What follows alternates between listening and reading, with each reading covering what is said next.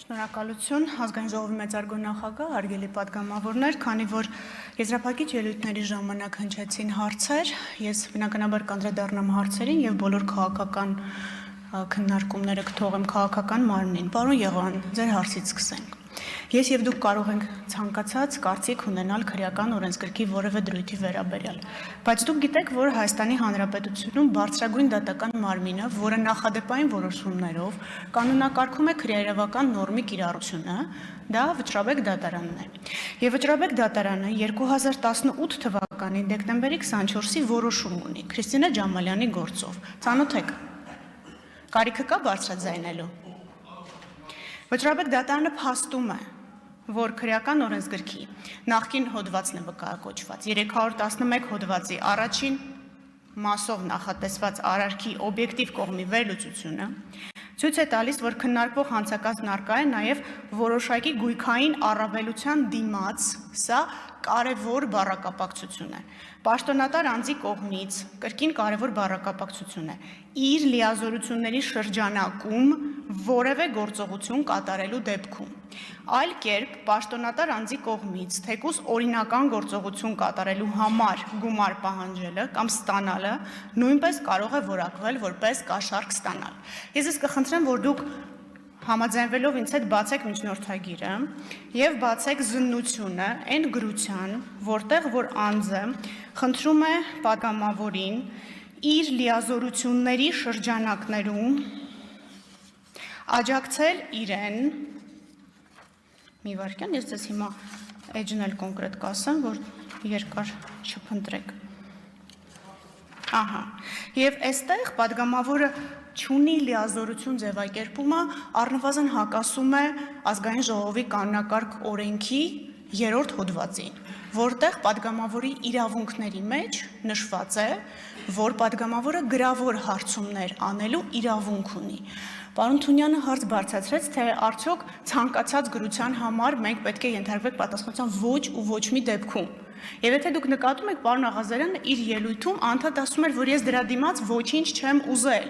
Այսինքն այդ նյութական առավելությունն էր փորձում վիճարկել։ Դա իհարկե կոնֆրոնտացիա իրավունքը ապահովելուց մենք կքննարկենք, բայց դուք որպես իրավաբան էլի գիտեք վստահ եմ, որ մինչև մենք անձին մեղադրյալի կարգավիճակ չտանք եւ իրեն իրավունք չտանք, որ ինքը իր դեմ ցուցմունք տալու իրավունքից օգտվի, մենք չենք կարող առերեսում անել, որովհետեւ վկայի կարգավիճակով անձը պարտավոր է ցուցմունք տալ։ Իսկ մեղադրյալի կարգավիճակով իրավունք ունի լռել։ Վկայի համար որոշակի բացառություններ կան, բայց շատ սահմանափակ։ Իսկ մեղադրյալի պարագայում ինքը կարող է լռի։ Եվ այս իրավիճակում նորից պատասխանելով ձեր մյուս հարցին, թե սա ՏՄ պաշտոնյային գիտենք, թե չգիտենք, գիտենք, դուք էլ գիտեք։ Եվ դա այն ժամանակ վստահաբար երբ որ անունը կբացահայտվի, բոլորից շատ հայտնի անձ է։ Անձը, որը որ սա ՏՄ պաշտոնատար անձ որպես վկայակոչվում է, եղել է ժամանակավոր պաշտոնակատար։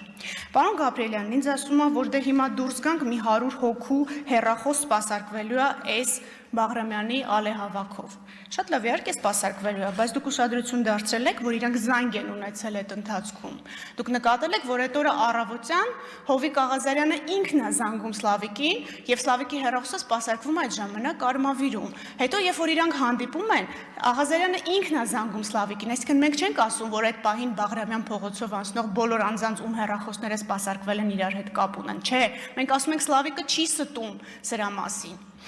Պարոն Աղազարյանը հետաքրքիր թեզ է բարձրացնում, ենթադրում եմ դա իրենց պաշտպանական տակտիկան է լինելու, որ այդ տարբեր աշոտներ են։ Մեկը աշոտիկ է, մեկը աշոտ է։ Չէ, դա նույն մարդն է։ Եվ ինչքան էլ փորձեն այստեղ այդ բառախաղը ստեղծել աշոտ-աշոտիկ։ Եթե դուք նայեք իրենց հեռախոսային խոսակցությունների բառացի վերծանումները, որոնք ես ուղղակի բառապաշարը հարիր չի ազգային ժողովի ամբիոնից հնչեցնելու, ինչքան էլ մենք փորձել ենք, հա, ավելորդ բառերը մեջից բազմակետերով զտել, որպեսզի չվիրավորենք ոչ մի լսողություն։ Ամեն դեպքում այդտեղից ձեզ համար պարզ կլինի, որ Սլավիկն ինքն ասում է, որ աշոտի ներկայությամբ Աղազարյանը չխոսեց, դրա համար ճիշտ է, որ աշոտը սպասի մեկ այլ տեղում, եւ հետո հետ է գալիս, ասում է այսքան թիվ ուզեց, եւ մենք հաջորդ օրը պատրաստ, եւ մենք այդ բառը ընդգծել ենք խոսակցության մեջ եւ վերցրել ճակերտներում, պատրաստ պիտի գնանք իրեն հանդիպենք, եւ հանդիպումը կայանում է, եւ հանդիպման առաջին զանգը Պարոն Աղազարյանն է հնչեցնում։ Բացի դրանից, երբ որ վկայի կարգավիճակով պարոն Աղազարյանը հարցաքննվում էր, կտրականապես ժխտում էր, որ ՍԱԱՏՄ պաշտոնատար անձի հետ երբևէ որևէ կոնտակտ է ունեցել, բայց օբյեկտիվ փաստական տվյալները ցույց տվեցին, որ հեռախոսը զանգեր է ունեցել։ Դրա մասին երկու պատգամավորներն էլ բարձրաձայնեցին իրենց ելույթներում։ Այսինքն այստեղ հատվածական եւ վերացարկված փաստական տվյալները իրարից որ ներկայացնեք, իհարկե ստացվում է, որ դե երկու հոգի իրենց համար խոսել են, չէ։ Երկու հոգի պայմանավորվել են, որ որոշակի առավելություն ստանալու դիմաց ազգային ժողովի պատգամավորը պետք է իր պաշտոնեական լիազորությունները օգտագործի։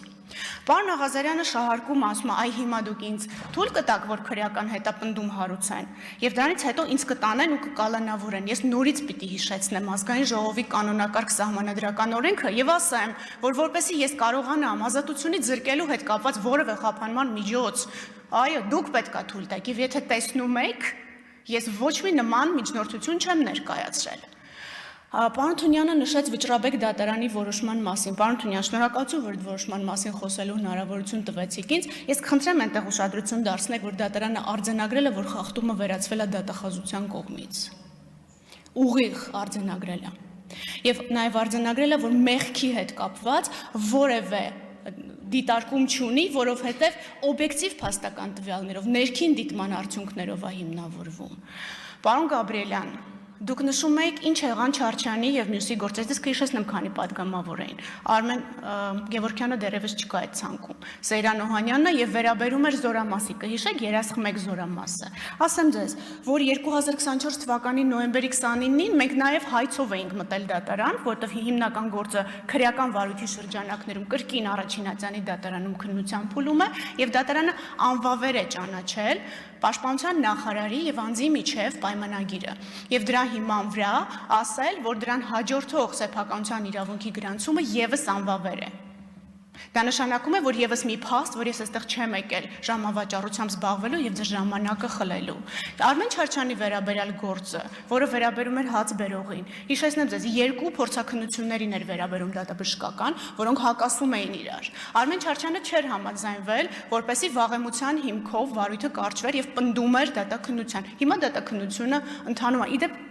դրմբաց դատաքննություն է, կարող եք հետևել։ Եվ այս պահին, քանի որ ես ենթադրում եմ, որ նման հարցադրում կլինի, առավոտյան ճշտել եմ, որ երկու փորձաքննությունների կեղծ լինելու վերաբերել հենց ապացույցների հետազոտման փուլն է, ինձ թվում է հետաքրքիր կլինի լսել այդ դատավարությունը։ Իդեպ Սեյրան Օհանյանի եւ մյուսների վերաբերյալ դատավարությունը բաց չի, որովհետեւ եթե հիշում եք, այնտեղ մի դրվագ կար գաղտնի էր, այդ պատճառով միացվեց իրար, վարույթները գաղտնի են, դրա համար չեմ կարող ձեզ լրացուցիչ տեղեկատվություն տալ։ Եթե ինչ-որ մի հարցի մասին կմոռանամ ասել, խնդրում եմ ինձ հիշեցրեք հարցը, բայց ինձ թվում է բոլորը նշել եմ։ Պարոն Թադևոս Ավետիսյանը երեկ ասեց, ինչու անձը չի հարցաքննվել երկրորդ $23,000 կաշառքի շրջանակներում։ Նորից պետք է հիշեցնեմ, որ մենք իրեն կարգավիճակով պիտի հարցաքննենք, որպեսզի կարողանանք երաշխիքներ տալ եւ որպեսզի այդ ապացույցը հետագայում չկորցնենք։ Եթե մենք անձին մեղադրանքի շուրջ հարցաքննենք վկայի կարգավիճակով, դատարանը ասել է, որ սա անթույլատրելի ապացույց է, դուք մարդուն վկայի կարգավիճակով կանչել եք, փաստացի հետապնդում եք։ Դրա համար ես եկել եմ ստեղ առանց անձին ձեռք տալու, որովհետև այնտեղ ուղիղ տվյալ կար $23,000 եւ $300,000 հափշտակներություն կաշառքի վերաբերյալ եւ այս պարագայում ես պիտի ստանամ կարգավիճակ, որպեսզի կարողանամ անձին եւ հարցաքննել եւ վստահաբար առերեսել։ Ինչ վերաբերում է չափերի հետ կապված, պարոն Գաբրիելյան, $8,000 հանգամանքը ընդունում է պարոն Աղազարյանը, բայց մենք շարունակում ենք պնդել 23,000-ի փաստը, որովհետև հակառակ դեպքում, եթե պարոն Աղազարյանը ճիշտ է ասում, որ ինքը տարվա ընթացքում, պարոն Եղվան, ներողություն եմ խնդրում, եթե տարվա ընթացքում փոխառություններ է վերցրել, բոլորս պաշտոնատար անձինք ենք, այդ թվում պարոն Աղազարյանը, պարտավոր է հայտարարագրի 8,000-ը Պարտավոր եք հայտարարագրել։ Շատ լավ, կգաք եւ կապը կհիմնավորեք։ Մենք ձեր ոչ մի իրավունքը երբեք, պարոն Աղազարյան, չենք սահմանափակել։ Այսօր էլ ես եկել եմ կանգնել եմ այստեղ եւ ձեզ բոլոր փաստերը ներկայացնում եմ, որպեսզի հնարավորություն ունենաք ձեզ կարգավիճակով լսելու։ Ինչ վերաբերում է ավելի շուտ չգալուն, հարգելի պատգամավորներ, պատվարժան պատգամավորներ, ես այսքան ապացույց, որ վարույթի ընթացքում ձեռք եմ բերել, նախաքննությունը գրեթե ավարտված եկել եմ, դեռևս դժգոհություններ կան հիմնավորվածության, կապերի մասին, պատկերացնում եք, ես մի տարի առաջ գայի, երբ որ այս բոլոր գործողությունները արված չէր, միանգամից մերժելու էիք։ Իդեպ այդ նույն տրամաբանությամբ է, որ անընդհատ քննարկվում է կալանքը որպես պատժիչ գործի կալանքը եւ այլն, հենց առաջինը դատախազությունն է շատ դեպքերում դեմ լինում կալանքը տանելուն ինչի, որովհետև դատարանները այդ փուլում սկսում են մեղքի հարց քննարկել, սկսում են այդ ապացուցողական բազայի շրջանակում ասել, որ հիմնավոր կասկած չկա։ Եվ եթե նկատել եք, ոչ մի падգամավորի վերաբերյալ գործով ես երբևէ կալանքի մասով որևէ հարցադրում ազգային ժողովի առաջ չեմ բարձրացրել, որովհետև մեզ համար այդ վերջին ամենալուրջ խափանման միջոցը այս գործերով կարևոր չի։ Մենք ունենք արդեն այնքան փաստական տվյալ, որ մենք կարող ենք այս գործերը ուղարկել դատարան։ Դուք կհամաձայնվեք, թե չեք համաձայնվի, հարգելի падգամավորներ, դա ձեր որոշելիքն է, բայց անջատված մասով գործը ես ուղարկելու եմ դատարան։ Ինչու եմ ասում ես, որովհետև ես հսկողություն եմ իրականացնում հակակոռուպցիոն կոմիտեի նկատմամբ։ Դատական ակտի արդյունքներով նորից եմ գալու։ Եվ այնքան ժամանակ, մինչև գործի լրիվությունը կապահովվի եւ կկարողանանք վստահ ասել, թե ով էր ճիշտ, ով էր սխալ։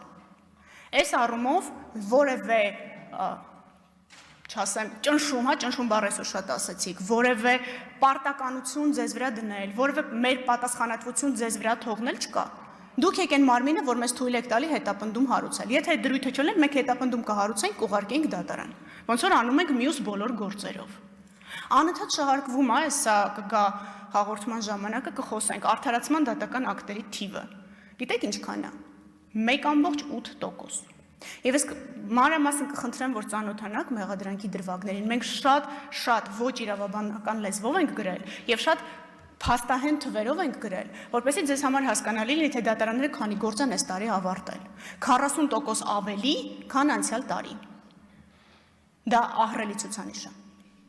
Եվ այս առումով կխնդրեմ, երբ որ մենք մեղադրանքի մասին ենք խոսում, հա, ես հասկանում եմ քաղաքական ամբիոնը, քաղաքական հարթակը եւ այլն, իհարկե սա շատ հարմար առիթ է, որպեսզի մյուս բոլոր մեղադրանքների վրա ստվեր գցենք եւ այլն, չմոռանանք, որ գործ ունենք փաստերի հետ։ Հիմա ես կարող եմ ծերից ծեր ընթերցել բոլոր ապացույցները, բայց չեմ ուզում ձեր ժամանակը խլել։ Տրամադրված է 20 օր առաջ, տրամադրված է ամենայն մանրամասնությամբ։ Մեկ-մեկից քննադատում են փաստաբանները, ասում են դե արդեն պատրաստի մեղադրանքով ես գնում։ Չէ, հարգում եմ ազգային ժողովի ժամանակը, որովհետև ինձ հարցեր են տալիս, ես էլ այդ հարցերի պատասխանները պիտի ունենամ։ Եթե ես որևէ հարց մոռացա, խնդրում եմ ինձ այդ մասին ասել։ Իմ մոտ տպավորություն էր, որ չեմ մոռացել որևէ հարց։ Ինչպես։ Հա, պաշտոնատար անձին ինչու չենք հարցաքննել, որովհետև մեզ առաջին հերթին անհրաժեշտ էր հարցաքննել Հովիկ Աղազարյանին կարգավիճակով, հետո նորեն անձին, որովհետև կախված նրանից, թե ինչ կասի Հովիկ Աղազարյանը, կարող է նաև կասկածանքի կամ մեղադրանքի շուրջ մենք ստիպված ենք հարցաքննել, չգիտեմ, ենթադրում եմ, նաև երկրորդ պաշտոնատար անձին, արդյունքում էլ հաստատ ցուցմունքները չեն բռնելու, ստիպված են կլնելու առերեսել։ Ինչու եմ առերեսում բառը անդադ պնդում, դա պարտադիր դատավարական գործողություն է, որը մարդու իրավունքների եվրոպական դատարանը պահանջում է արդար դատաքննության իրավունքի տեսանկյունից իրականացնել։ Մենք բազմաթիվ ընդդեմ Հայաստանի վճիռներ ունենք, որտեղ ասվում է, որ դու չես ապահովել անձի իր դեմ ցուցմունք տված անձին հարցման ենթարկելու իրավունքը, եւ մենք ձգտում ենք դա ապահովել նաեւ նախաքննության փուլում, որպեսզի կարողանանք ամբողջությամբ նաեւ դատարանում լսել եւ չունենալ խնդիր, որ նախաքննությունում չեք լսել, եկել եք դատարանում եք լսել։ Դա կոչվում է անձի կոնֆրոնտացիայի իրավունք։ Որևէ հարց մոռացա, հարգելի падգամավորներ։ Չենք առերեսել։ Մենք, հա, մի վարքյան, այն երկու անձինք մեր մոտ ունեն մեղադրյալի կարգավիճակներ, այդ թվում կաշառք տալու գործով։ Պարոն Աղազարյանը չի հարցաքննվել որևէ մեղադրանքի շուրջ։ Մենք պարոն Աղազարյանին այդ փուլում դեռևս որևէ մեղադրանքի վերաբերյալ հարց տալու հիմքեր չենք ունեցել։ Մենք հետագայում ենք զննել հեռախոսների տեղակայումները, հետագայում ենք տեսել, որ զանգերը համընկնում են, հետագայում ենք տեսել, որ պարոն Աղազարյանը եկավ վկայի կարգավիճակով ասաց, ես չեմ զանգել ՍԱՏՄ պաշտոնատար անձին։ Դրանից մենք տվյալ ենք ձեռք բերել, որ սուտ է խոսում։ Եվ երբ որ դուք ասում եք, որ մի դատված անձի ասածը հիմք եք ընդունում, Աղազարյանի ասածը հիմք չեք ընդունում, եթե ձեզ մեկը մի անգամ սուտ է ասում, դուք հետո նայում եք, արժանավատ եք համարում սուտը, մենք չէ։ Նախաքննությունում ամեն դեպքում չէ։ Եթե մի բան մարդ ասում է չի եղել, հետո բացում ենք, տեսնում ենք եղել է, հետո գալիս ասում է ինչ-որ անհասկանալի բացատրություն, ասում եք սպասի։ Մինչև դու կարգավիճակ չունենաս, էլ քրեական դատավարությունում, իսկ այսօր գիտեք տեսագրվում են բոլոր հարցաքննությունները։ Եվ դրանից նաև դուրս է գալիս են բոլոր խոսակցությունները, մեզ ճնշեցին, մեզ նեղեցին, մեզ չգիտեմ ինչ արեցին, դեսուդեն։ Հա, մոռացա։ Հարցը ինչ է, թե մենք կարող է ճնշել ենք այս մյուս անձին եւ այս մի ամբողջ դրամատիկ օպերան կազմակերպել ենք, որպեսզի հենց Հովիկ Աղազարյանին մեղադրանք առաջադրել։ Եթե նման որևէ ելակետ լիներ, այդ անձանցից որևէ մեկ արդեն հավատացեք բոլոր ատյաններում դրա մասին բղավել էր, ոչ թե գոռացել էր, որովհետև իրենք անցնում են շատ ծանր էլի կոռուպցիոն գործով։ Ավտոմեքենաների այդ վարորդական իրավունքների հետ կապված կաշառքներ տալու, միջնորդներ լինելու գործով։ Այս անձինք բնականաբար դա իրենց համար արհեստ է, այս տեսակ գործունեությամբ զբաղվել է եւ պատահական չի, որ նման անձանց հեռախոսներից է դուրս գալիս նման տեսակի տեղեկատվությունը։ Նորից եմ ուզում կրկնել, ձեր օրինական լիազորությունների հետ կապված ոչ մեկ երբեք իրավապահ մարմնից չի ասելու ինչի եք արել։ Վճռաբեկ դատարանի նախադեպային որոշման իմաստով, եթե դրա դիմաց որևէ գույքային առավելության նույնիսկ խոստում եք տվել, Աղազարյանը երեք ենթադրաբար հեգնելով գլխով շարժում էր անում, հա, գլխով շարժումն էլ, ընդունել, ամեն ինչն էլ այսօրվա քրեական օրենսգրքի իմաստով համարվում է առաջարկն ընդունել։ Առաջարկը չընդունելու մի տարբերակ կա, երկու տառից է բաղկացած, ասում են ոչ։ Կնայենք, կտեսնենք, կանենք, եսի ինչ, սենց բոլոր միմիկաները եւ ժեստիկուլյացիաները համարվում են առաջարկին համաձայնվել։ Ինքը հատված հանցակազմ է։ Հատված հանցակազմ նշանակում է, որ արարքը շատ կարճ է։ Էսա, եթե էլ ինչ-որ բան մոռացա, հարգելի պատգամավորներ, հարգելի խորհրդարան։ Չի կարող լինել տիկին դատախազ։ Ինչպես։ Հարցու պատասխան չի կարող վերածվել։ Չէ, եթե մոռացա, ուղղակի խնդրում եմ հիշեցնել, որովհետև ամեն ինչ նշում ենք ստացած։ Մի երկու րոպեից եւս մեկ միջնորդություն ենք քննարկելու, կարծում եմ, եթե եթե ինչ-որ բան մոռացած կլինենք, կխնդրեմ, որովհետև մենք շատ տարբեր թեմաներից խոսացինք, հարգելի նախագահ, ես կուզեմ, որ մենք չմոռանանք ինչի մասին է նիստը, ինչ ենք քննարկում, որովհետև շատ հաճախ ես այդ փաստարկը լսում եմ, այ դու կարևոր հարցերը թողած, այ մեզ մեղադրանք ես առաջադրում։ Իմ գործը մեղադրանք առաջադրելն է, եւ հետեւելը, որ այդ մեղադրանքը դատարանում չփշրվի, ոնց որ դուք եք ասում, եւ հետեւել ոչ թե ռեպրեսիվ, այլ հետեւել իրավաբանությամբ։ Ու դրա ապացույցն է նաեւ պետական շահերի պաշտպանության ոլորտում բավարարվող հայցերը, հարց չի առաջանում, ոնց եղավ։ Պրոֆեսիոնալ ներկայացրած հայցերի հիման վրա։ Այսօր խոսալու միակ լեզուն դա է։ Շնորհակալություն։